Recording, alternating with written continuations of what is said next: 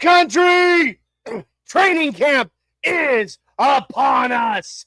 The day we've waited for so long as we've slogged through the swamp and the desert of nothingness that has been the offseason. It's here. The Denver Broncos all have now reported to the facility for training camp today.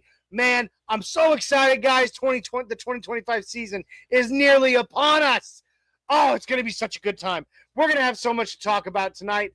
We're going to go through a multitude of different things. We're going to talk about, some of the players said today. We're going to talk about, training camp battles. Man, there's just so much to talk about. It's going to be a blast. Thank you for joining us here on the Nothing Rhymes with Orange and Blue podcast. Let's freaking go.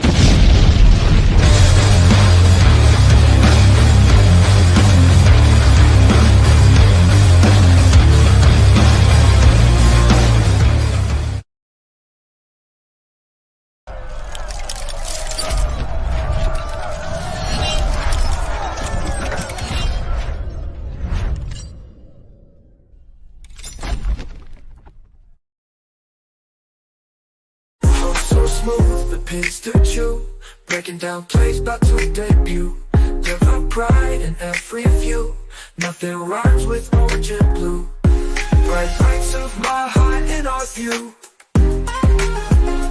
Nothing rhymes with orange and blue. Nothing rhymes with orange and blue. Nothing rhymes with orange and blue. From draft picks to game reviews, celebrating wins, analyzing the clues. Nothing rhymes with orange and blue.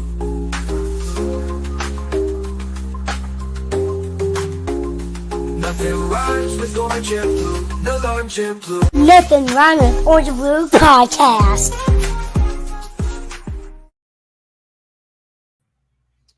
What's up, Broncos Country?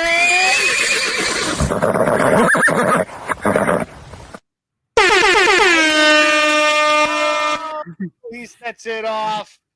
What's up, Broncos Country? How you doing, Orange and Blue crew? Welcome to the training camp episode of the Nothing Rhymes with Orange and Blue podcast. We are live on the Orange and Blue network. We are also live on our partner station, the MHRT network, and we are powered by Broncos World Order.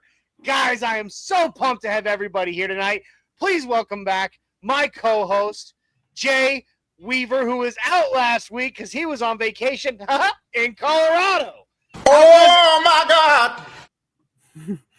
Oh, dude, vacation was terrific. I did a slew of different things, but I will say my most memorable thing, I did go on a tour of Empower Field, and I got to see my kids run down the field in the middle of the stadium, and we pretended to throw passes to each other and run routes. Great photo ops, obviously. For They let you anyone get on the grass? There's no grass down. They have not installed the grass yet. So I was walking on the hard, like the hard rubber underneath it. Okay. Which was great because if they had the grass down, they would not allow you on the grass. Yeah, I knew that. On the last time I took a tour, the grass was down and we couldn't do that. So it actually worked out a lot better this time. So for anyone that has not done the stadium tour, it's Colorado Sports Hall of Fame. It is incredible to see the ins and outs of the away locker room and just behind the scenes of the stadium, man. It's incredible. And there were people from all over the world on the tour. Really, really cool, really, really special. Some great photo opportunities, obviously, for a lot of pictures throughout. So super awesome, man. That sounds wicked, cousin. We're glad to have you back. Guys, as I said, I'm Johnny the Mile High Viking Baki. I'm your hostess with the mostest tonight. Joined by my cousin, my childhood best friend, my co-host, Jay the Dream Weaver. Guys, we are so excited to have you here. If you have not already, or if this is your very first time watching, please jump on over, like, subscribe, and share to us on the Orange and Blue Network, guys. Subscribe on YouTube, follow us on Twitter and Facebook. Check out the audio version of the podcast on all your favorite platforms. And right now on Orange and Blue Network, we are on the march to 539 subscribers. Why 539? Because if you subscribe and then you subscribe, and you like and share the posts on Twitter, once we reach 539, which was Peyton Manning's career passing touchdown record, when we reach 539 subscribers, we are giving one of you an authentic Bo Nix orange jersey. So come on, guys. Get on over there and give us that subscribe. Help us out. Ding that little notification bell so that you know when we go live and you don't miss any of our awesome content, to include Monday, Wednesday, Friday at 11 is Isaiah on Orange and Blue Blitz. Monday nights, you got the Broncos Bros. You got us on Tuesdays at 6. You got Adon and Libre on Broncos Talk on Wednesdays at 6. For those that speak Spanish, we got Adon and Libre again on Fridays on Viva Los Broncos, entirely in Espanol. We also have a breaking news podcast, and with the season nearly upon us, very soon you will see on game days, an hour before every game, the Get Bucked Game Day show, and right after the game ends, the Buck Your Feelings post-game show.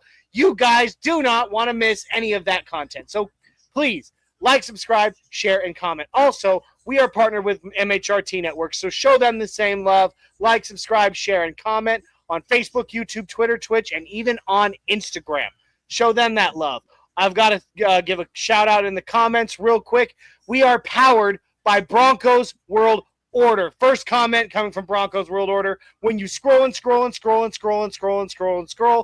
or up our timeline, you would see or find that we've got almost everything in the whole world Denver Broncos. So follow that link right there to Broncos World Order on Facebook. It is a huge group. I am an admin now, so I'm very proud to be part of that family. Please come on over, guys. One of the best places in the world to find and share Broncos content and communicate with Broncos fans all over the world. We are almost 70,000 Broncos fans strong right now in Broncos World Order. You want to be a part of that. I promise. Man, there's just so much going on, Jay. I mean, it's time, man. The season is this close. I can almost taste it. It's the first day of school. I'm so excited. I think Will Lutz had that tweet earlier today of, I got that back to school feeling today. Everybody's everybody's feeling the vibe of the culture. We had a couple interviews today with, that I know we'll get into with PS2 and Mike McGlinchey, and just kind of setting the foundation for what is going to be a really special season. And it all starts today. This is the first day back in the building for everybody. So super exciting stuff. Tomorrow will be even more exciting. Well, yeah, because tomorrow they actually get out on the field and start their acclimation practices. Dude, it's going to be wicked. We'll get to it here in just a minute. We got to show some love to the sponsor of today's show. That you can find the link in the bio below. That is Dubby Generalist Energy Blend. You can see Jay's got it in his hands right there. Guys, jump on over and get yourself a dub the same way the Broncos are going to get all kinds of dubs this season. Dubby comes in a multitude of delicious flavors, but it does not give you the jitters or the crash later, while you still get the kick in the pants you need from the caffeine to get your day going and to keep your day going. Dubby is as natural as it comes. It's amazing stuff, you guys. I'm telling you, look, Dubby has no calories. The reason you don't get jitters is because it has no sugar in it. It also has none of the artificial fillers and crap. No fillers, no maltodextrin, no artificial colors. It's nothing but amino acids, B vitamins, and nootropics, which keep you sharp. And the caffeine in the Dubby is derived right out of the coffee fruit. So it's as natural as it can be. It's delicious stuff. We love it. We swear by it. It is how we get through our day. You're going to love it too. I just know it. So I'm going to do you a favor, toss you a code here, and at checkout, you're going to punch in code NRWOB10. NRWOB10 will get you 10% off your order at dubby.gg. Go get yourself the dub, guys. You'll thank me later. Man, I'm glad we're through that. So now we can just talk Broncos, baby. Broncos. First of all, you and I haven't gotten to talk about it. Valanciunas officially signed to the Denver Nuggets, is staying put, not leaving us. Said it was way overhyped and way overblown, the whole talking to Panthanakos or whatever they're called. Greece people. The The Greeks. people of Athens. Yes, the Greeks. Just I know we're gonna get right to the Broncos real quick, guys. I promise, but we just gotta hit this real quick. Very excited, Jay, for our upcoming Nuggets season. It's coming, man. It's sooner than we think. I mean, October is not that far away, man. It is the best backup the Nuggets have had for Jokic at the 5 in the Jokic era. Boogie Cousins is probably next up, but the schematics that we can take to the second unit and the bench rotation we can have in non-Jokic minutes makes it so that Valanciunas can actually play the role of Jokic and be a point center, because Valanciunas is amazing at screens. He's amazing at a lot of the same pop plays offensively that Jokic can do. He's great in the post. It unlocks so much for he opens up the floor, and maybe not as well as Jokic does, but I mean, as good as anybody who's not Jokic can do it, Valanciunas can. It is better than the hero ball we were playing with Westbrook, or honestly any other like hope ball that we had as a strategy for our bench unit. We can actually have, set plays, and we can actually, do some pick and rolls and have some really good screen actions, and just, man, it unlocks everything. Jokic should be so happy because he finally can sit and know that he's not going to have a negative 20 on the season with him on the bench. So it'll be a big deal for the team overall for regular season wise. It's huge. I mean, all of those acquisitions that were made in this offseason, the Nuggets absolutely blew it out of the water. Tim Hardaway Jr. and bringing back Bruce Brown and getting their hands on all these, on Cam Johnson, unloading that ridiculous contract, for the inconsistent MPJ, all of it, dude. They've done a phenomenal job as first-time GMs, and I'm very excited. Incoming. And I guarantee the first day of training camp for them will feel very similar to what we're experiencing today with the Broncos. Everybody's going to be upbeat. Everybody's going to be like, have a smile in their face. The culture's back. We all are, super pumped and excited for the season because, man, we got a ticket to the game. We got a ticket to be able to compete. That's a great caveat, a great pivot into Broncos training camp today. Listening to our good friends over there at DNVR bar, DNVR, Zach Stevens and Ryan Koenigsberg. I love those guys.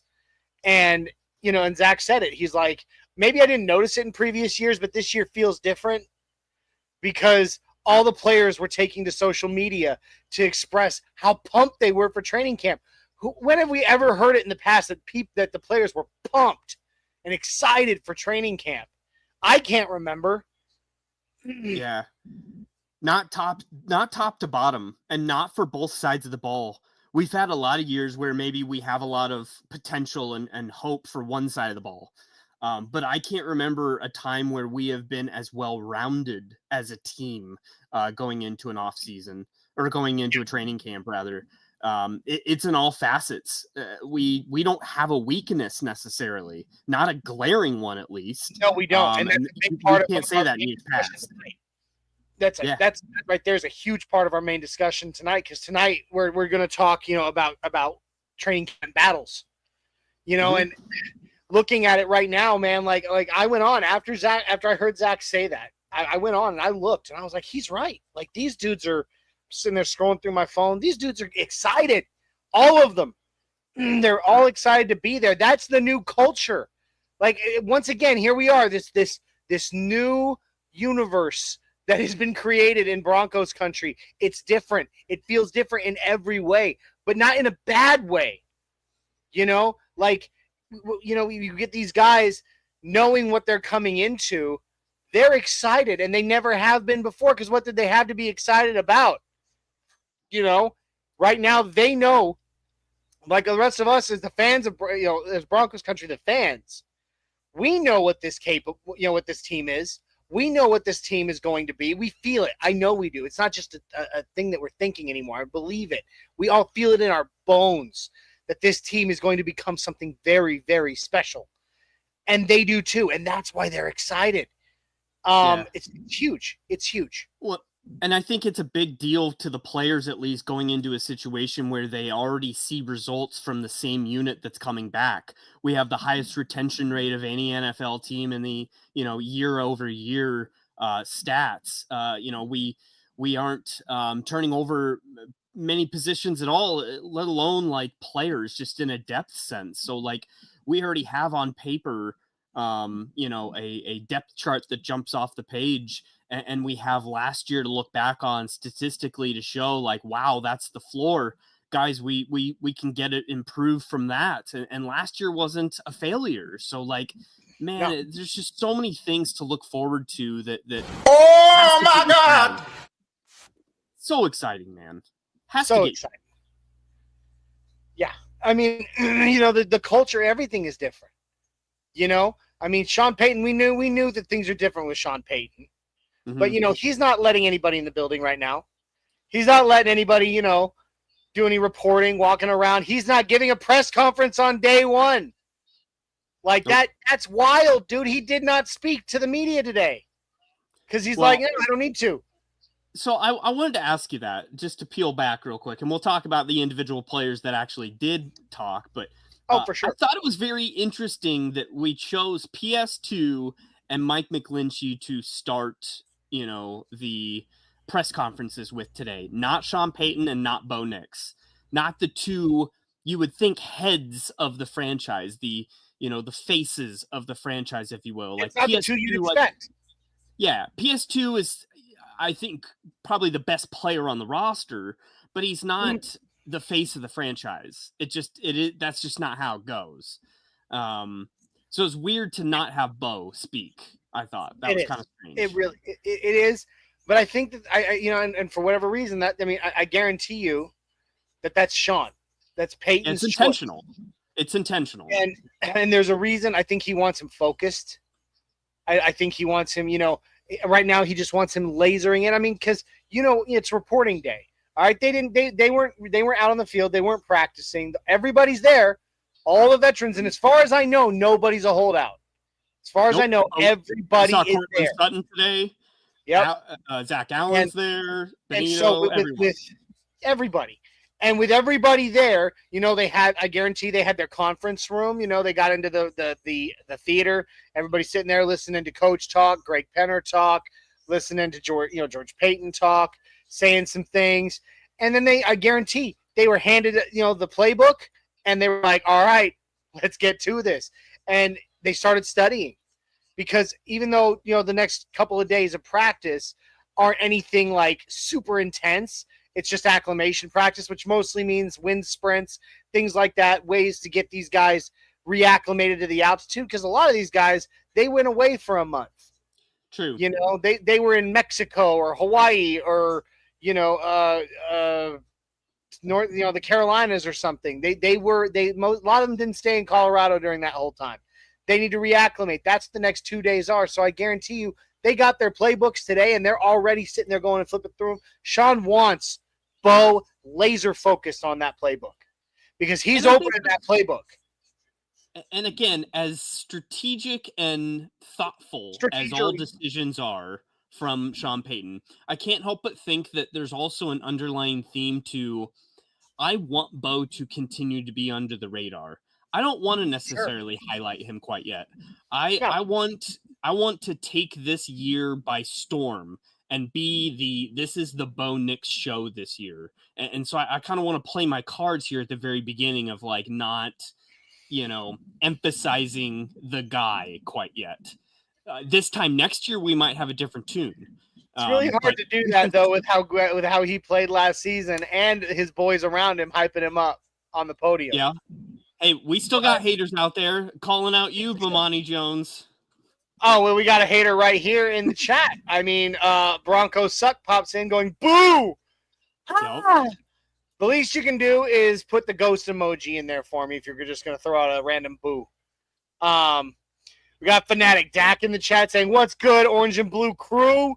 We got Shy Vargas in the house. I am so excited for when the season starts, and Shy Vargas gives us his pre-recorded hype video called "Get Shiped." I'm so pumped about that. Can't wait for that moment. Shy, it's so good to see you. He says, "I'm so glad Broncos training camp is back.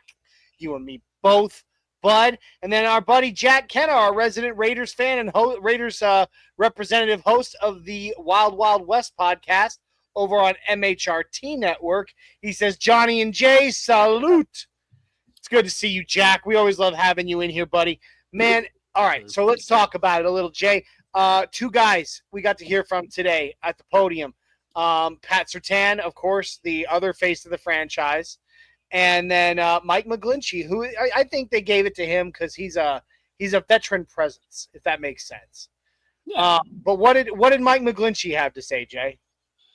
So, a lot of the same narratives from PS2 of just singing Bo's praises, singing the difference of how well the line played last year, and just how far along this offense is overall at the unit. They all got together to make the turnover. And Ingram's really about the only starter We've lost you on the mic, cuz it's I can't say something. Are you hear me now? Yes. Haha. All right. Well, I was just saying that he was just talking about how there was no turnover, and so this offense is at a great baseline. But I think the biggest and I guess most interesting thing that he spoke about, he was asked what impact Dre Greenlaw and Hufanga is going to make on this team, because he was a previous in San Francisco, and he was just talking about how the vibes that they put out and how big of dogs they are in the locker room, and how the defensive side of the ball is so emotional to begin with. But when you get two guys like that are just absolute studs to come on to a defense that's already been rocking and rolling, it makes a big difference from a culture standpoint to the overall team. Because, as we recall, last year, even though the defense was amazing, we didn't have some outspoken, dogs, I think, in the house. Like, it was very unanimous, very quiet. Yeah, we were very quiet. And those two anonymous, definitely are not that. Anonymous Crush, the John Gruden name. But those two are not, and those two completely flipped that upside down, and we kind of needed that. Now we got some edge. Yeah. So huge additions to this team. Absolutely. Well, and it's great to hear that kind of stuff from an offense, from a guy who's on offense. Granted, former teammates, they know each other well, but they played on opposite sides of the ball. For him to talk about what they're going to be able to accomplish here in Denver, it's a great feeling, and it definitely gets you psyched, gets you pumped for those additions. I've been so hyped on Talanoa Hufanga since before we signed him. So I'm so excited that he's here, and of course Dre Greenlaw. As long as those guys, as long as they can stay healthy, Bo Lowry, in Lowry we must trust. They're gonna tear it up. They're gonna tear it up. PS2, most of PS2's press conference, he talked about Bo, which he literally and I quote him saying, "Bo is going to turn heads this season." He singing his praises. Most of the rest of his press conference was just talking about how happy he was being back with the team, getting everybody together, his friend, getting to rub elbows with his buddies again, Cortland Sutton and all that. Talking about their friendship and getting to be back in the locker room with the team. How he loved that. Talking about his off season as the defensive player of the year. The new dynamics with that come along with that. Seriously, we have the defensive player of the year on our team. That's huge, man. It's insane to think about. It is a cornerback. Yeah, crazy. A cornerback. It's crazy. It's crazy. But he had a lot of good things to say about the team, about Sean, about Bo, and he didn't give anything away. Neither one did. I know that they both knew what would happen to them if they did. But at the same time, it was just good to see some some Broncos doing something. Even if it is just something as simple as give a quick press conference. But a really good time, and I'm really excited to see everything that's going to be coming out the next 2 weeks out of Dove Valley. I was also really happy that somebody asked him in that press conference what he thought about the video that went viral about Jamar Chase and Jerry Jeudy and Chad Ochocinco talking about PS2, about how he's the only cornerback basically that they don't have a solution for him, that no one can beat. Definitely puts a stamp on like, yeah, dude, your peers, like the best wide receivers in the game and in history of the game, say you're the best corner. So take that, Sauce Gardner. Boom. Yeah, seriously. I still can't get over PFF putting Sauce above PS2. Ridiculous. East Coast bias. It's New York ridiculous. media. It's disgusting.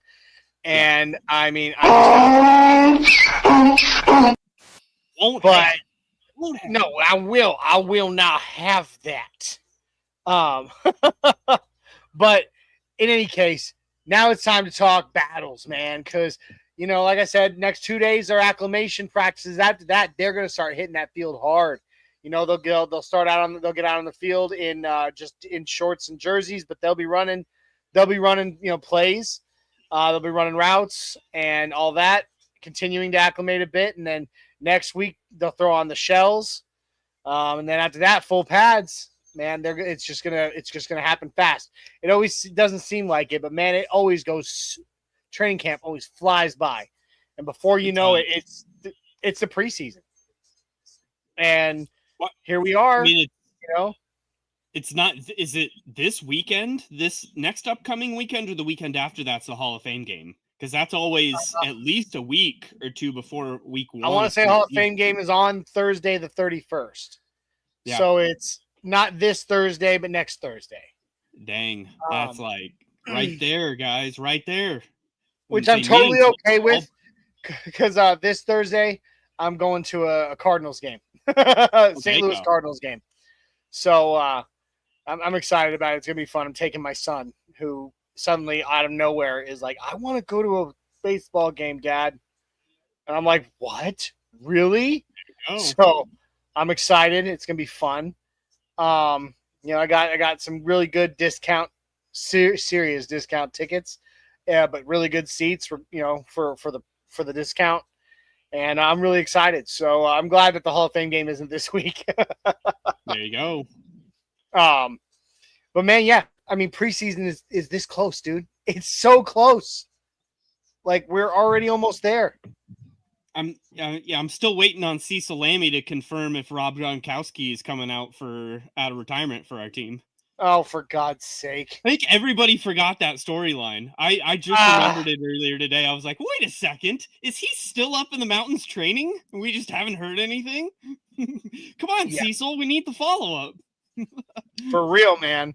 Nothing, though. I think Cecil wants to forget that whole storyline himself.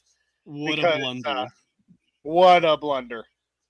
I mean, but I don't care about listening to Cecil as long as I don't have to listen to James Marilat. I'm good. Which, funny story, James Marilat popped up as a suggested friend on Facebook for me the other day, because of all the other people that I'm friends with on there. Sure. D-Mac and Andy Lindahl and Ryan Edwards and all that, and all of a sudden it's like, hey, you might know this guy, it's James Marilat. And I'm like, can I just I'm not a cyber bully, but man, I wanted to for a minute. He's been pretty quiet of late. I will say he's been on his best behavior. There really hasn't been a whole lot of James Marilat riffraff. Thank God for that. Good for him. Can we just pick right to take a page out of his book now for a little while? That'd be nice. But we got Jack Kenna popping back in saying, want a good laugh on the Raiders' new signings today? Jamal Adams played for Pete Carroll 2020-23. # washed. Rather signed your boy Jay Sims. Oh, that buddy. That doesn't make any sense. I get the relation, but Justin Simmons is by far better than him, I would think, and that's not just Although like my I think I Bronco would bias. throw open my mouth if I saw our boy Jay Sims in black and silver, bud. I'm just being honest. I mean, that's on top of being a former Broncos, in my opinion, wonderful Broncos player, dude. That's a personal friend. I don't want to see him in silver and black. Maybe they tried and he just said no. On principle, I will not be a Raider. On principle, I respectfully refuse. I will want your not. money. Awesome. Awesome, for sure. That's crazy. We got our buddy Billy Timmons popping in the house. Good evening, guys. What's up, Billy? That's my buddy. Met in the Army. Good dude. Big Broncos fan. In fact, just sent me a picture today of a new mini helmet he has signed by Nick Benito. I was a little jealous. Yeah. It's a beautiful Bo Nix jersey you got there in your icon picture as well there, Billy. Amen. And that one's autographed too. That picture of his, it's an autographed Bo Nix as well. I like it a lot. I do too, man. I do too. But let's talk battles right now. So I think it goes without saying. Well, let me put it this way. It is such a refreshing feeling going into a training camp, Jay, and knowing that the only battles you're having are for backup spots. Yeah, just depth stuff. Like, we don't really have a whole lot of starting jobs open. No, we don't. Like, I mean, there's a few, but I mean, for the most part, you know who's going to be starting where. And I mean, there's no quarterback battle, Jay. There's no quarterback battle. 9 years of quarterback battle after quarterback battle. It was never fun. I heard people say it was always fun to watch. No, it was never fun not knowing who was going to be the guy. I mean, and think about that, right? Like last season at this time, it's a quarterback battle. Bo Nix, Jarrett Stidham, and Zach Wilson are splitting, 3 ways, splitting starting reps. Think about how much more ready Bo would have been going into the season, week 1, 2, 3, 4, when we were really struggling, if he had been able to get pretty much 100% of first team snaps in training camp. Well, now he does. I mean, it's true. He's getting all number 1 reps. That's a big deal in and itself. And he's he already has a base of the playbook, another year of a complicated Sean Payton playbook. And I think that can be said for everybody. The only things you may have to worry about in that is like your running back room that's had huge turnover and, maybe Evan Ingram. Just because the tight end spot in itself, regardless of playbook, is usually a pretty hard position to like grasp. Just because there's so much, that you're responsible for, but you should understand it. Yeah, I mean, as far as catching passes, he's pretty much plug and play there. I would agree. So what he's really going to have to focus on, and he had said this, that he was excited about this. I don't remember when he said this. It was in the last month. He had gone on the record saying how excited he was, the faith that Sean Payton was putting in him, because he didn't have that anywhere else before this, and how excited he was to be able to come here and get better at things he hasn't been as good at in the past. Because he in his opinion, he knows he can gain that knowledge and that experience here. And so I mean that's huge. That's huge. Because he is a weapon. A lot out of him. Yeah. He is. He's gonna have a lot of expectations. I mean, I think it's not a secret that our tight end room was absolutely horrendous last year, and we didn't give any sort of opportunity to the room either.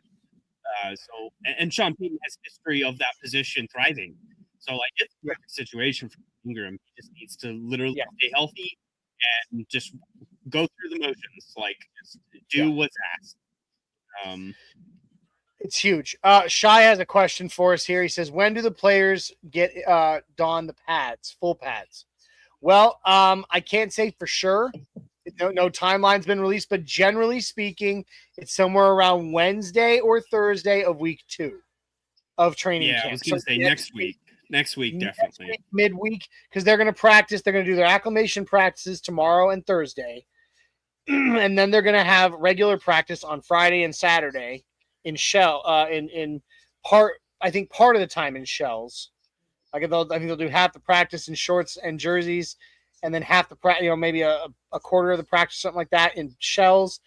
They'll take Sunday off like they usually do, I think, and then come Monday it'll be practice in shells. Tuesday practice in shells, and then Wednesday either they'll practice in shells or they're don pads. Give or take somewhere around there. That's how it usually ends up falling. So yeah. Don't quote me because I don't have the official schedule for that, but going off of the past, probably midweek next week. Your thoughts on that, Jay? Nope, that's exactly right. And definitely in this day and age for the CBA, like I know you only have a number of days that you can be in full pads. So like, and they try and, put that out to the very end. Install a lot of different things before you get to that. And then you pretty much have like tail end walkthroughs with pads. So it's really not a huge emphasis at the beginning, not at all. No, so it'll be a while. And nor should it be. So when I was in the Army, we had, when it came to any kind of training at all, you went through phases for each specific training, and we called it crawl, walk, run. Crawl, walk, run, teach. that's how we did, at least in my unit. But yeah, you'd start slow, crawl, go get a little bit faster, going for a little more speed and everything, but you wouldn't be going at full speed, full bore. And then once you had it down and you were ready to execute that training, in real time, you do the run phase. And that's exactly how they're going to lay out. That's exactly how training camps lay out. Is the first few days acclimate. The next couple of days is really delving into the playbook and getting a feel for it, but just getting a feel. After that, it's moving a little bit quicker, but executing it, but not getting quite there. Then you put on those full pads, and dudes are really putting hands on each other and really executing the playbook. That's crawl, walk, run, man. And that's what I would hope for. So, Jack Kenna asking us, I hopped off for a second. Question: bring back Noah Fant? No. Nope, I'm out on that. I out. I don't know what your opinion is, Johnny, but I would rather roll with Troutman because he has more versatile skill set than Noah Fant. Noah Fant can't block to save his life. No. And maybe if we were going into another season without a Evan Ingram, without a receiving threat, and we were truly still looking at Lucas Kroll to be that role, I would consider it. But like we have that role, like that's Evan Ingram's by far, and Noah Fant doesn't even touch his skill set. No. And the thing is, I think Sean Payton is really wanting to groom his people right now. He's got his people. He's got the ones he wants. I don't know if I can say for sure that Adam Troutman is his guy, but I feel like he kind of is. Because he trusted him last season to catch some passes, and boy did he. You can't forget about that one-handed scoop in the end zone for a touchdown from Adam Troutman last season on National Tight Ends Day. He did a great job. That's his boy from New Orleans days. So Adam Troutman is in the boys club. So it'll take a lot to supplant him. Absolutely. You've got Lucas Kroll, Sean Payton's boy. Adam Troutman, Payton's boy. He signed Evan Ingram this season, Payton's boy. And then he drafted Caleb Lohner to be his project. That's his boy. He don't need no more tight ends. Yep. And he ain't going to No to Noah Fant. Kind of saying, Johnny, my nephew joined the Army this year. Salute. Here's one to him from me. Hope he's safe. Hope he does great things. Just remind him. I'm guessing he enlisted. I don't know if he's an officer, but if he's enlisted, tell him Johnny from the Nothing Rhymes with Orange and Blue podcast said, being successful in the Army comes down to three things: be in the right place at the right time in the right uniform, and you can't fail. Boom. It's that easy. So there you go. Let him know I said that. Right place, right time, right uniform, and follow orders. That's it. You'll be successful. Well, and congratulations to him. Okay, so battles. I know we keep saying we're going to do it. Let's do it. Jay, what is a position that you feel there's going to be any kind of battle at in camp this year? So when we're talking about depth, here's a battle that I'm really interested to see, and it is the shakedown of pass rushers. We all know Jonathan Cooper. We all know Nick Bonino. But when we get to the second tier and we're talking about where does Jonah Ellis slot in as far as the number of snaps he's going to get in looks, what is Tillman?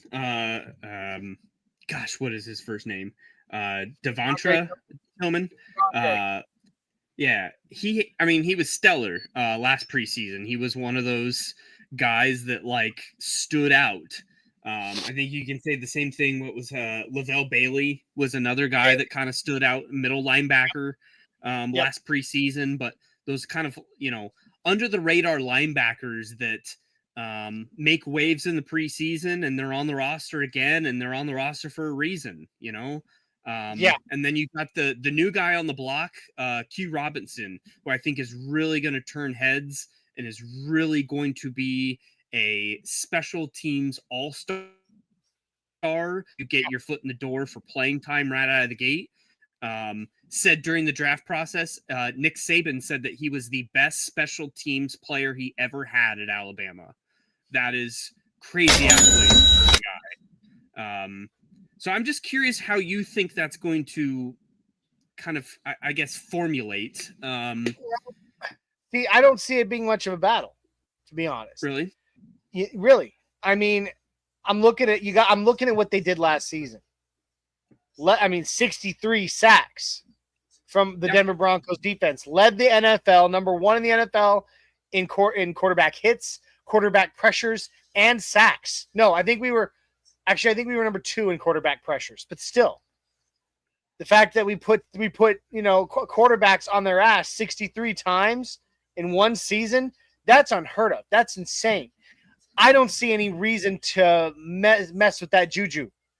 You still got the same guys on the roster that did that. Don't go throwing monkey wrenches in it now.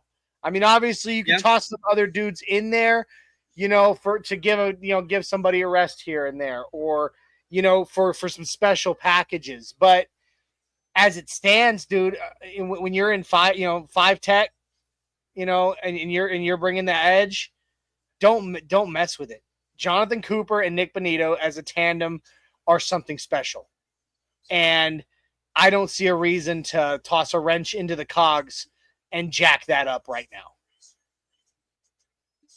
So can you foresee a situation, and I'm not considering Nick Bonito because I think he's a different tier, where we get into the Baron Browning discussion, where we see that throughout camp and throughout preseason, we have enough depth and we're good, and we make a trade.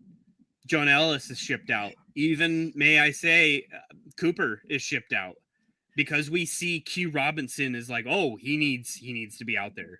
Or, Tillman jumps off the page again. Like, I don't think so. Not this season. I don't think it would happen. Not this season. Not for Q. Look, Q is good. I've watched his film. He's good.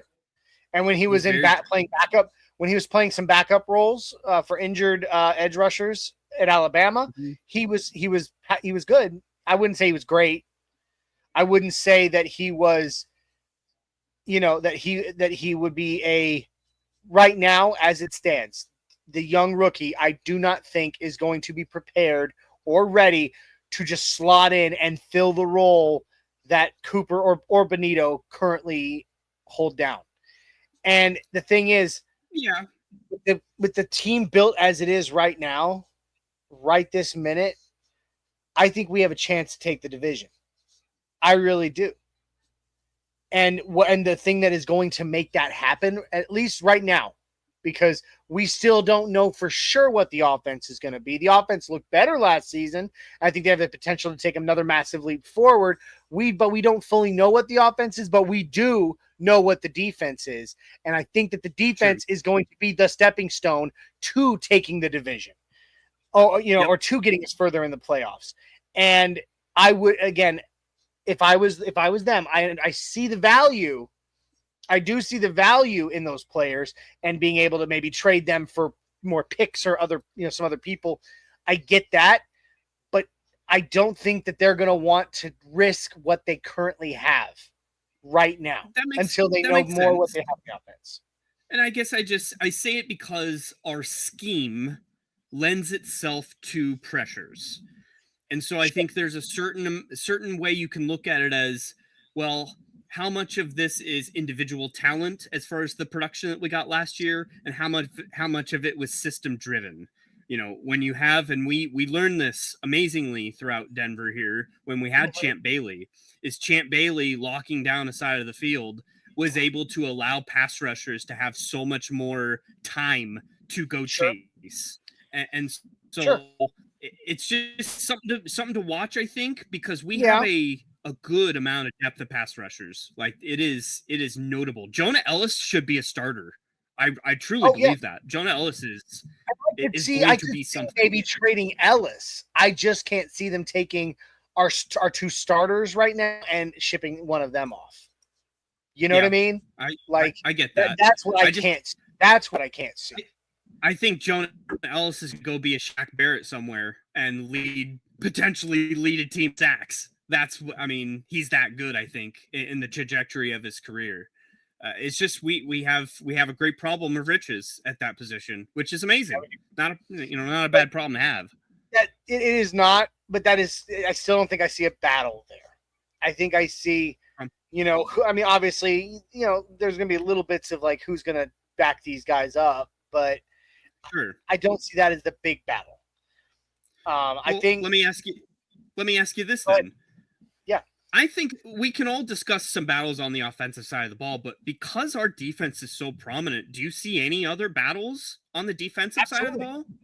Absolutely, I do. Linebacker. Middle through. Middle linebacker. Off-ball linebacker. It's obviously the goal, the plan, the hope is that Alex Singleton lines up beside Dre Greenlaw and just tears the field, and the two of them just surgically cut the field to ribbons. But he is older. He's 33 now. Alex Singleton is, I think, somewhere around there. I mean that sounds right. And he's coming off that injury, which the dude's a tough SOB. You can't deny that. He played an entire game on a torn ACL. That's insane. He did. But at the same time, he is, he's still coming off of that, and we don't know if he's going to be returned to form.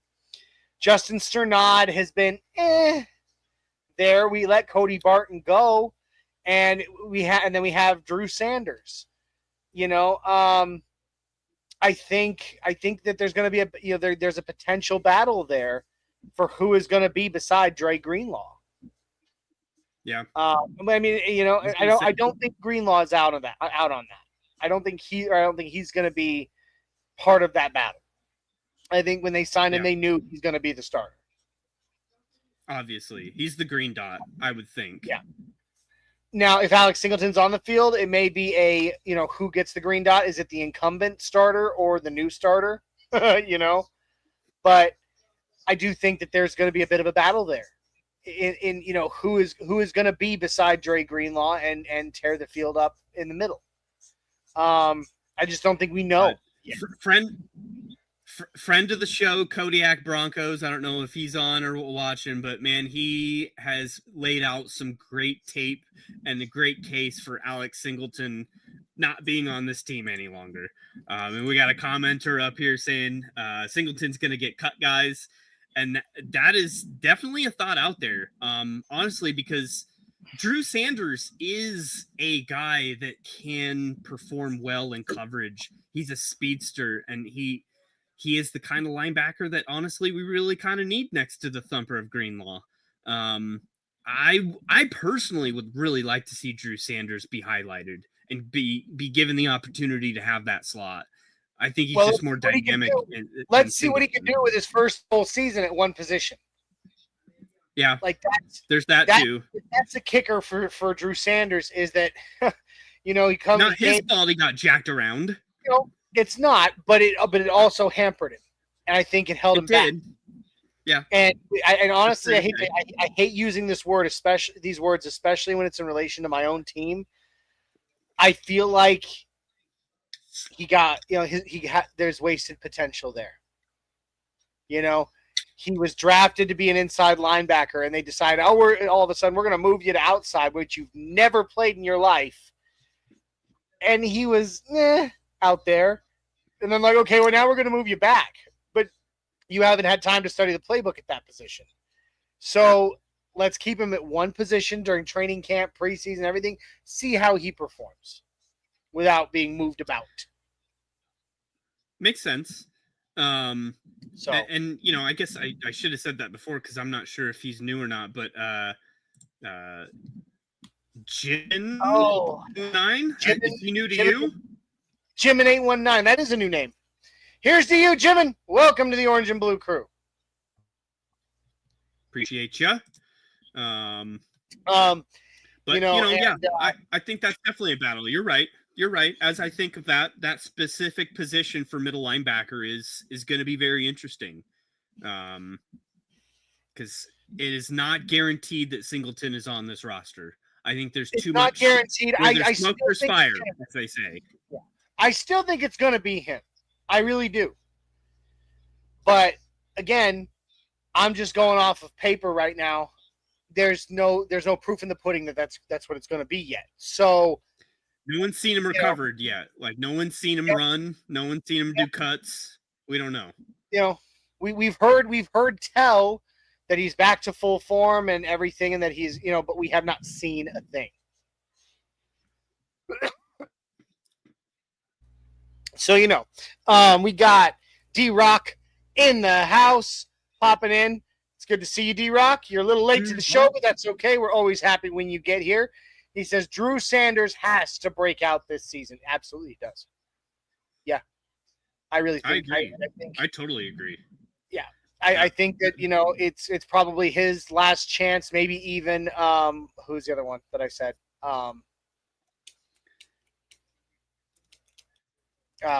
What? Inside linebacker? Yeah.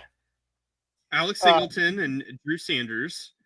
Drew Sanders and Strnad. Strnad as well. Yeah, Justin Strnad. I think that I think that Strnad's a good bridge. He's a good bridge linebacker. He can hold the position down. That's about it. He's not gonna win you any Super Bowls. Let's put it that way. At least I don't think so. I mean, but watch out for Drew Sanders, man. That's what I mean. I'm totally on with that, D-Rock. My guys are Jonah Ellis making waves this year and Drew Sanders making waves this year. Those two guys specifically, I think, can really show out. And could be huge breakout potential players for this defense. I'm excited for them. We'll see for sure. Sticking to the same side. Oh, well, actually, I'll get some more comments real quick, and then we'll talk a little more battles. Victory lap popping in the house saying, "Let's blow!" So now I have to do it. Appreciate that. Absolutely. I thought you said go, Bo, go. And as that is where, he lost me at this goal. He comes back and says, watching Kobe highlights against another. Was that in their victory lap? That's a long time ago now, but that's another era. Why don't you do this? Right after that, I want you to go watch LeBron James highlights against the Nuggets. That's true. Let's balance it. Shot. Enjoy that game.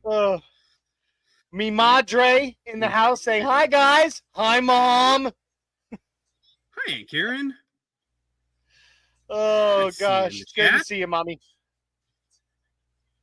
And then we got Oh my God. let's see, victory lap in the bubble. No. 2 No, years not ago. in the bubble. No, I'm talking like since LeBron came to the Lakers. Yeah, the last 2 years of LeBron highlights versus the Nuggets. I mean, the Lakers did win in the bubble, so I think that's maybe what he's Oh. referencing. Wah, wah, wah, the The bubble was a joke anyway, dude. Period. You only won was because totally- of KCP. That's what I'll say. Yeah, right. We got let's see. We got Mile High City Baby 303 saying, "Hey there, guys. What's up, Mile High City 303? Thank you for joining us. 303. Represent.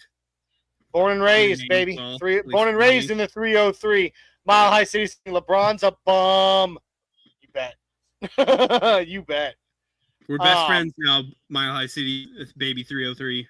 Now, I want to bring up this one from Jack because Jack is sitting here earlier. Jack threw one in there that we didn't bring up, saying that he's been saying it all off season that the Broncos are going to take the division.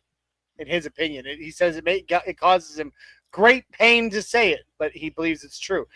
And then in response to Jimin's comment about Singleton getting cut, he is saying Singleton was an all-pro pace until he got hurt.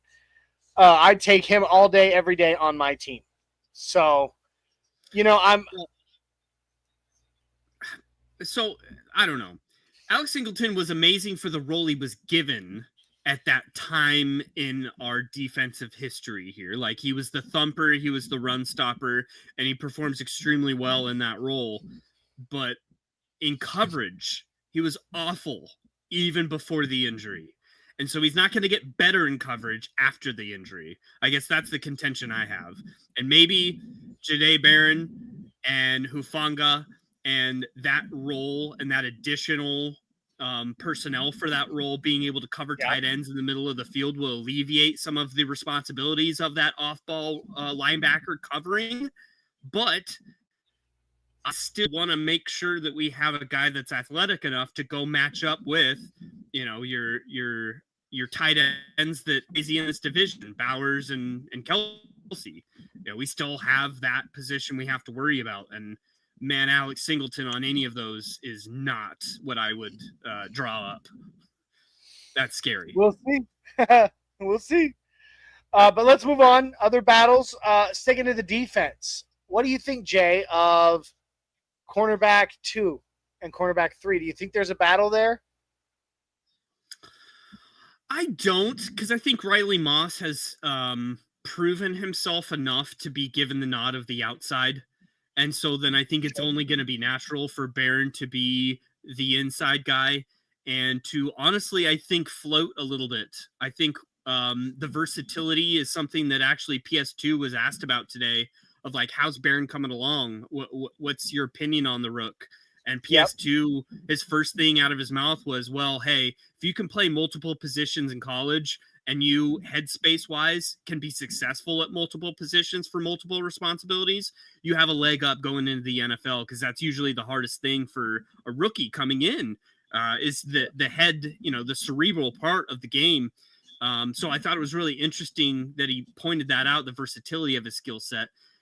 He could absolutely play, the Mike linebacker. He could also play down. He could play, in the box. He's super versatile. But I think he's kind of small though for any kind of linebacking position. I mean, yes, he could play Mike, but I don't think he's got the size for that. But what I will say here, I agree with you. I think that Riley Moss is solidified as the other outside.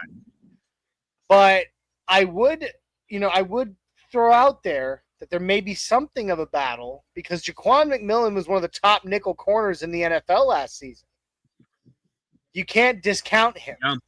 He was one of the best nickel corners out there. And so now you got Jahdae Barron coming in as a rookie. I think there's a battle there. I think there's a battle to see who's gonna start at nickel.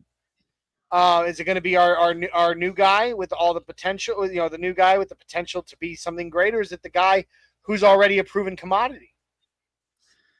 I could honestly see McMillan a trade candidate, because I think they also see Cad as someone that needs more playing time and deserves more playing time. And, we can't forget about the future Hall of Famer, Damari Mathis as well. He's still on the team. He's still on the roster. So Jay, can't discount just him let as well. Dude, just let old Yeller die. Okay, just let it go. Hey, when we go through roster cuts here in a couple weeks, three weeks or so, that is when my platform will die. My love for Damari Mathis has an end date, and it's coming. All right, so I'm taking every opportunity I can. He already lost 27. Yeah, he did. Yeah, he did. That is a good battle, he gave man. it up. He gave it up. Well, that's a sign of the time. Somebody tapped him on the shoulder and said, buddy, you're not going to be here. So might as well do that right now. But dude, that is a good battle. The cornerback room's a really good battle because there's so much depth. There's so much talent. Which is a kind of same thing we just spoke about of the pass rushers. Like it's a really good problem to have. It is. It causes a battle because of the depth. Yeah. Yeah. And I couldn't agree with you more when it comes to that aspect of it. We're at a weird turning point. We are. We're sitting here looking at our team going into training camp, and I don't see a lot of holes. Yep. I don't think there's a whole lot of question marks. Not on the defense for sure. For sure. Victory Lab wants to know where he throws out there that maybe he thinks that Jaquan McMillan and Jahdae Barron will split snaps, which I could see. I can see that being a thing. I think we will wait for an injury and we will see where Barron goes, because I think Barron's going to be a floater. I think Barron is special when it comes to the versatility aspect of him. He's not a shutdown outside cornerback. He is a do-everything cornerback, and that's why we drafted him. He's a plug-and-play player, and that's going to come in handy in a long season. Yeah. Yeah, it is, for sure. I mean, he's versatile, and that is a rare thing. It is. A very, very rare thing in today's NFL is someone that can move around the field and play any position. We have another question here from Mile High City Baby 303 saying, do we have any room for Jay Sims to come back? I don't think so. Look, as I've said before, Justin Simmons is not only a Bronco for life, in my opinion. He's a personal friend. He's been on this show. I've hung out with the guy, and he's one hell of a model human being. And I love him to death. That being said, Sean Payton let him go for a reason. He was part of the old guard, part of the old leadership. Sean Payton wanted him out the door. He wanted everyone that had any kind of leadership position on this team before Sean Payton got here, gone. He's got that. We have Brandon Jones now, and Brandon Jones is one of the best, in my opinion, best free safeties in the NFL going into this season. Same kind of thing. I don't think Jay Sims is going to want to come back to the Broncos to play backup to Brandon Jones, and I think Jones has solidified his position on this team already. So, and then on top of that, you got the size of the contract, bro. I mean, you'd be paying him starting money to come and play backup. I mean, hate to be mean, but like Jones' performance last year was better than any year Simmons had. It is what it is. Like Jones played out of his mind last year, so we don't have any room. There's no room at the end here for Simmons. Yeah. No, I get what you're saying, but. And Jack brings up the fact that our boy Richie over the Broncos representative on Wild Wild West wanted him gone forever. He never liked him. He and I went back and forth about that when we were co-hosts over and over constantly. Like I said, I love Jay Sims. Like I still communicate with Justin Simmons. He is a heck of a guy. I just don't think that he's going to be a fit back here in Denver. I was with Rich, honestly, for quite a bit of time in that opinion. I thought Jay Sims was very overrated, and we had a very different value on him with orange glasses on compared to everybody else. And that's probably why he hasn't landed on his feet. My God, Jamal Adams got a contract before him. So I gross. just, Ugh, yeah, it is. so gross. It's pretty gross. But yeah, same reason. You know, I saw it in the comments for Mile High City Baby. You know, feel the same way about Vaughn. Yeah, I love Vaughn, but you know what? We don't have any room at the inn. Again, another position we have crazy depth at. We have a embarrassment of riches. Stay here. We don't have any room for you, bud. Yeah, no. Sorry about it. I love him, and he will. And again, another Bronco for life, in my opinion. Yep. You know, he will retire a Bronco. He will be in the Broncos Ring of Fame. He will go into the Hall of Fame as a Bronco. You know, he will always be a Bronco. But as far as right now goes, no, there's no room here for him. There's no place for him. There's no need for him. It's just not. This is a new world. The storylines would be fun. Okay, any of these guys coming back, the storyline would be fun. Having them come back. But the need for them does not exist. And that's why I'm against it. You know? I agree. All right, so offensively, Jay, are there any position battles that you think we should hit on? I mean, obviously we've hit the running back room over the head, I feel like. That's, I think, in my opinion, the biggest battle that we're going to see on the offensive side of the ball is the running back position.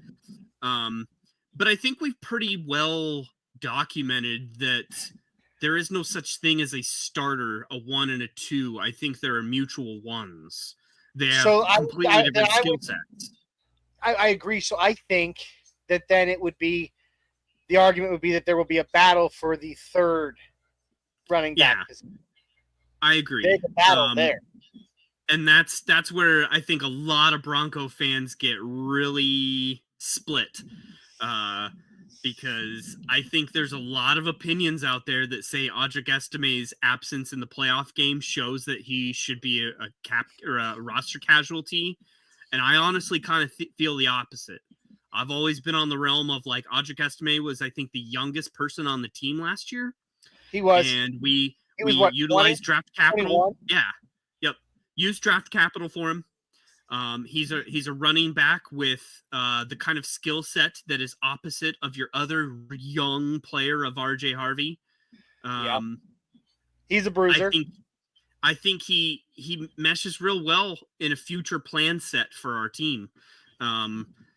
I think Audric Estime is cemented as some spot on this roster no matter what. I think you're going to say opposite, though. What do you think, John? I am. I think you run it back with Jaquan McMillan. That's what I think.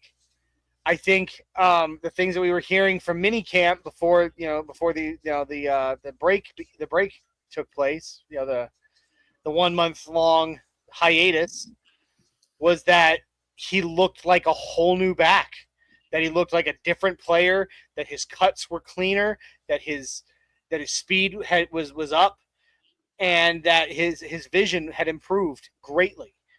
And I was hearing some of these great things about it, and I'm like, look, he's got the veteran experience. I would honestly, given the fact that if what they're saying is true about the new version of oh my God, my brain. McMillan. Thank you. No, McMillan. Jaleel McLaughlin. Yeah.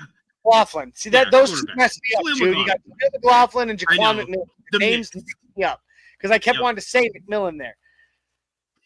McLaughlin. Yep. I think that you run it back with McLaughlin because he's, if he's doing. Wow. Hey, look. All right, real quick. We got somebody popping in here. Now, I'm all about and okay with some trolling. But, man, the moment you make it personal, that changes things, all right? He says, what the Derek fuck? Long. Breads? No. Quite a bit, actually. And, our fellow members of Broncos media actually voted us top 15. Is that Nick Broncos. Wright's brother? Yeah. Nick Wright's brother chiming in? It's something. I don't know who the hell he thinks he is, but one more comment like that and you're getting bounced, bro. Simple as that. You want to troll? It's fine. We got boot Broncos. The Broncos suck that come in here constantly. The Broncos suck and we hate them. That's fine. The moment you start making it personal, there's going to be, you're getting bounced. It's that simple. You're killing me, Smalls. Like I said, you asked what we know quite a bit, as a matter of fact. This year we were actually voted by our fellow members of Broncos media in the top 15 of all Broncos media. So that's a huge universe. So I think we know plenty. Thank you. That being said, going back to it, I think sticking with someone who may be reinventing themselves and in a positive light. Okay. In Jaleel McLaughlin, who has the experience, who had I think he had something like 476 yards for the Broncos last year, several touchdowns. I would keep rolling it back with him, to be honest. Okay. But we'll see. We will see, man, because now anything can happen at that point. Are we at 3 running backs, or are we carrying 4? So I think we'll have a fullback. Obviously. Well, I'm not counting that because I don't count that because that's going to be. I'm saying, like, the difference between carrying 4 or 5 running backs can be a fullback. So if we're carrying a fullback, that changes the game a little. We're carrying a fullback because that's a Sean Payton thing. We got a fullback on the roster, and I think he's going to want to stick with it. That being said, I think we carry 4. I think that, you'll have 3 that'll dress, maybe 1 that rotates or 1 that is dressing special teams. See, but obviously can be slotted into the game. I think McLaughlin's out, and the 4 I would pick would be Estime and Bidet. I think they are smitten by Bidet, and I think Bidet's injury last year after that Jets game that he looked amazing in derailed everything. And I think that him getting elevated for the playoff game was a bigger statement than Estime not dressing for that game. Right. I think it is Estime, Bidet, Harvey, Dobbins would be the 4 that I would go with, and that does put Blake Watson and Jaleel McLaughlin out. That'd be a tough out because I think, to your point, I think Jaleel McLaughlin would get picked up by someone. Not like he's not going to have a job. But I don't know, man. That'll be interesting. That's a really interesting battle that will be interesting for the preseason. Like, we always try and find storylines for the preseason because at the end of the day, like, by the second preseason game or the third one, we're just trying to find storylines. We're just trying to find players that, like, are interesting to watch in those games. And the running back room, I think, is going to be interesting to watch because no matter what running back's out there, it's going to be a running back that should or could make an NFL roster. Because even Bidet, if we go away from Bidet, I think Bidet is going to be on an NFL roster. Maybe not Blake Watson, but here's the thing. This is one of the, this is something that doesn't happen all that often, Jay. You and I are split on this, and our chat is literally almost lined up, split with us. In that, you look, Victory Lap is sitting here on my side. He's going Dobbins, Harvey, Jaleel. But then you got Jim and 819 down here going Estimate Dobbins, Harvey. So I mean, it's kind of all over the place right now. It's the one position that is the battle. That's why I felt like we kind of saved it for last. That's a good one. That is the battle that is going to define this camp, I think. I agree. That, and of course, the other definition of camp is just watching Bo be Bo. Yeah, I mean, more Bo. Show me more Bo. I want more Bo. And I mean, honestly, we didn't touch on this, but like, I personally think the wide receiver room is set. There's no battle. There's no position to like go make the roster for somebody like Bandy. What is it? I know he's like a preseason all-star kind of. And who was it? Johnston back in the day. There's no wide receiver that's going to jump out to randomly make this roster because there's no room. I think there's no room at the end. I think it's pretty much set at Sutton, Vele, Mims, and Franklin, and Bryant, and then Bryant Sheffield for the special team. Yeah, Sherfield, but he's a traded special for him. team. Sherfield. And True. then of course, you got to look at the fact that A.T. Perry is starting camp on the pup. Yeah, I mean, I don't think he would be. I'm not that worried because squad. we haven't seen a damn thing out of A.T. Perry since we brought him to Denver. In fact, I've never even seen him in a Broncos uniform. He's like a David Parham. Like, you were on the roster. Parham. Yeah, we brought him over last year. We never saw him. Who the hell are you? Yeah. Nope. No, Exactly. Who the hell are you? That's great. But but I agree. I think ultimately the battle of camp is the running back position. And I think we're going to know pretty quick. Victory lap. AT who? So Exactly. Jimin, we're gonna get like a couple more comments, then we're gonna get ready to roll. Jimin says we might keep 4 running backs with Jaleel. I think Sean likes him that much, but in my opinion, he will be safe on the practice squad. I do not believe he will be safe on practice squad. Honestly, I think if you put any of them, Jaleel, Bidet, or Watson on that practice squad, gone within a day, 24 hours. Watson might be all right, but other than that, you're right. Like 24 hours gone. Clear waivers done. Yep. Jack Kenneth says Sutton is just a number 2. Yeah, well, he was number 2. He was Bo Nix's number 1 target last season and went for over 1K. So I think he's okay. Jack, he's number 1 in our hearts. Okay. Amen. With that being said, and I would like to point out that whoever that was that decided to come in here and make it and get all nasty with us didn't have the balls to come back and say anything after that first comment. But that being said, what? Jimin says, guys, it's worth a chance. I don't want Jaleel. Okay, we'll see. I would agree. For the record, I would agree with you. Listen, I was high on Estimate. Jay, you remember that? Yeah. And here's the thing. Do not mistake me. I'm still high on Estimate. I literally said that I thought, earlier in this offseason on Denver Broncos media battles, I literally said that he was my guy. But since then there has been things that have come out that have changed the environment, so to speak, or the situation. And that's what I was talking about in the reports that were coming out about a whole new side to Jaleel McLaughlin.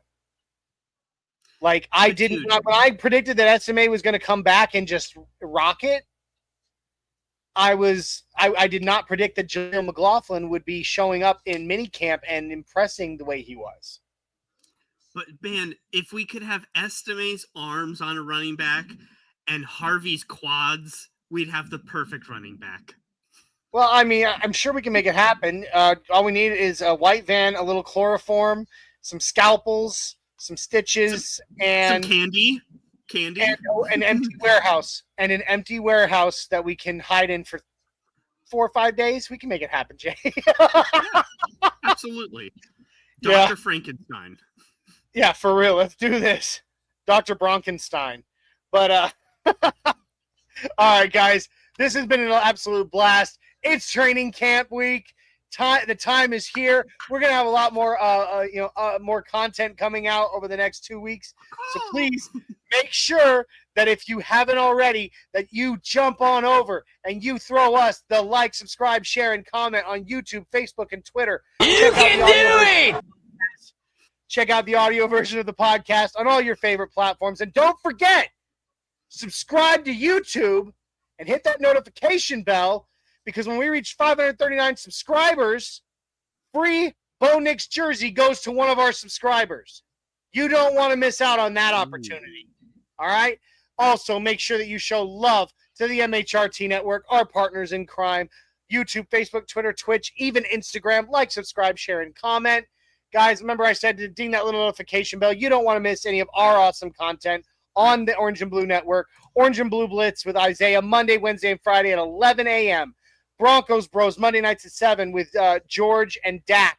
You got us on Tuesdays at 6. You got Broncos Talk and Viva Los Broncos on Wednesday at 6 and on Friday at 6 with Adon and Bronco Libre. One is in English, the other's in Spanish. We have the fresh squeeze for breaking news. And with the season almost upon us, get ready because the Get Bucked Game Day show will be on every game day 1 hour before kickoff. And the Buck Your Feelings post-game show will be on every game day after the game. You don't want to miss any of that awesome content. Guys, it's an absolute blast doing this with you. We love you, Broncos Country. Thank you, Jay, for joining me again. I love you, cuz. Can't wait to be doing it again next week. We will be back next Tuesday. But don't forget, tomorrow morning, Orange and Blue Blitz, and tomorrow night, Broncos Talk. It's going to be a blast, guys. Training camp's here. There's going to be so much to talk about. We're going to go ahead and get out of here with a big mile-high salute. And we're out of here, y'all. Good night. Go Broncos. Orange and blue, we're here for you. Talking Broncos all day through. No stopping us, we're on the loose. Come join the crew, no bad news. Podcast vibes so fresh and true. Nothing rhymes with orange and blue. Catching up on all that we knew. Hit play, let the episodes accrue. Nothing rhymes